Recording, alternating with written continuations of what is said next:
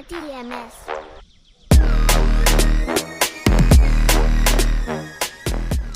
What's up, everybody? Today we're going to be going through the top 5 baits that catch bass. I'm ranking these baits by how easy they are to use and how many fish they catch. All these baits catch fish, and you should probably have them in your tackle box at all times. I do want to note that some work better in different scenarios than others, and I'm going to kind of let you know during this video where that applies. I've caught a lot of bass in my time, and I've done it in many different ways. So I just, came up with this ranking based on my own experiences and what just works. So for number 5, and don't get it confused because this bait is still amazing, is a spinner bait. There's all different types of spinner baits. This spinner bait here, it's got 2 different color blades, different styles. There's all different times and places you can use a spinner bait. I preferably like to use them in moving water. What I mean by moving water is some sort of current where I can use it to where it looks like it's just a bait fish being pushed with the current. So right here on this particular spinner bait, I have a swim style bait. This is a Yamamoto Seiko, and it's just on the back there, and it just gives off a ton of action. Now there's all different types of spinner baits you can use. I've seen people put craws on them. I've seen people put other swim bait style plastics on there. They all seem to work. It just depends on where you're at. So one of the main times you're going to see me catching fish with a spinner bait is probably in a creek. Creeks seem to hold a lot of fish, and when the current's flowing, you want something moving that looks natural. Maybe a very windy day, they seem to excel in windy days, when stuff's being pushed around. Those are the times I'm going to use a spinner bait.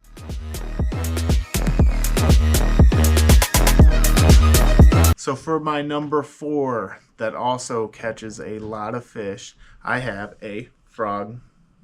So a frog is a top water lure that you want to fish around pads. You can fish them in really heavy vegetated areas, or maybe a lot of places that have a lot of timber. The frogs just work, man. The best time to use these is when you're walking to the lake and you see frogs on the shoreline before you get into the water. If you're seeing a lot of frogs, that's a high indicator you need to have a frog tied on. And let's be real, when you get bit with a frog on, it's one of the best feelings you can get. Frogs just straight up catch fish, man. They seem to work the best in the morning and at night, and even in the middle of the day if it's spring and fall. But you definitely want to have a frog out there. So when I'm fishing a frog, I like to stay on that line of lily pads, right where the lily pads end. And, that's where I seem to get bit the most. If you have a huge stretch of lily pads and then maybe a little opening in the inside where you can toss a frog in and kind of just roll it back slow, that's also another great spot to catch those fish. Make sure when you're using a frog you use very heavy braid because you're going to have to cut through all those lily pads. That's extremely important.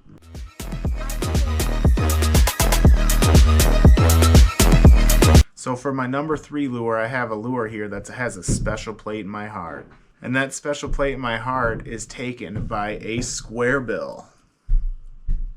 The square bill is just so much fun to use. I just love this color too, Fire Tiger, man.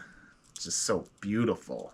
I tend to exclusively use the square bill in the spring and early summer, just before all the weeds are built up strong so you're not snagging as much and the fish just start to get very active after the spawn. The square bill is great because you can cover up so much water, and when you get bit by one, that fight is just so much fun. And they just, during that time of year, man, they just catch a ton of fish. It's insane. Some of the biggest fish I've ever caught have been on a square bill. And the really cool thing about it is you can play with it. You can reel it in fast, reel it in slow, you can jerk it, you can do all these different things with it, and you just got to figure out how they want it that day, and you're just going to keep putting them in the boat. And compared to other crankbaits with that square bill, it seems to come off cover really well, so you're not getting hung up as much as you do with like standard crankbaits or even jerk baits. I always recommend having a square bill with you at all times.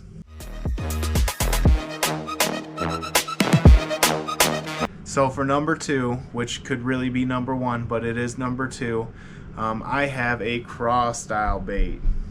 Now the cool thing about a craw is you can Texas rig it, you can use it on a jig, you can use it on a swim jig, you can use it in so many different ways. And for whatever reason, the fish just love a craw. The funny thing is they might bite one of these little legs off and you can keep throwing it around, they'll still eat it. The craw really works well in all different types of scenarios. It works well in deep water, shallow water, drop-offs, rocks, bridges, you know, anywhere that a fish could be, a craw will work. It will catch the fish that are there. And like I said, if you need a jig to get down there deep, or you need a Texas rig to punch through some weeds, you know, if you need to you know, swim it with a swim jig, you know, it also works. I do want to give a shout out to the Bandito bug. It's another craw style to me anyway, but for whatever reason I catch a ton of fish with these Bandito bugs. That's a Googan style bait. It's really the only Googan style I use, but I throw these on a jig, man, I just tear them up.